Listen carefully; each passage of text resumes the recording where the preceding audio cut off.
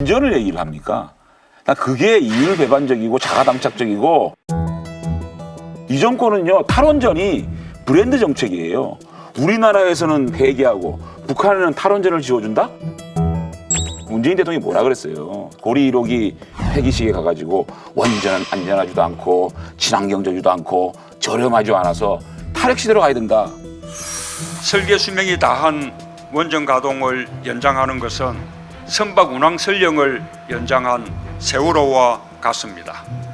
지금까지 원전 운영 과정에서 크고 작은 사고가 있었고, 심지어는 원자로 전원이 끊기는 블랙아웃 사태가 발생하기도 했습니다.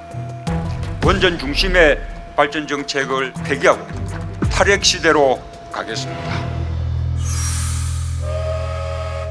더 웃기는 거는요, 신한울 3, 4호기 문재인 정권 들어와가지고요 공사 중단시킨 겁니다.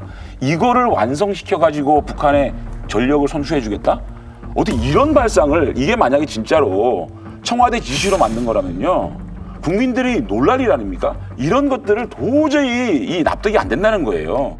사실은 이제 뭐 북한에 원전 지어주겠다는 이야기는 1985년 고르바초프로부터 처음 이야기가 나왔고, 그 이후에 아시다시피 94년도 북미 제네바 협약에 의해서 이루어졌습니다. 사실은 제네바 협약 1조의 1항에 나와 있는 게 경수로형 원자력 발전소를 지어주겠다는 것이었고,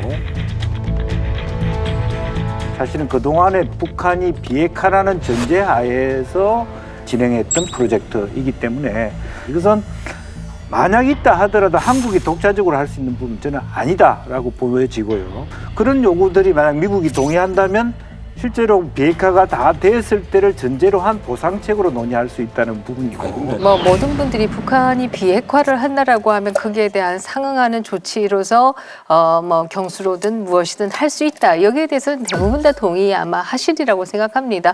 그럼에도 불구하고 북한이 그 어떤 징조도 비핵화를 위한 조짐도 보인 것이 없다라고 하는 것이 가장 큰 문제가 아닌가.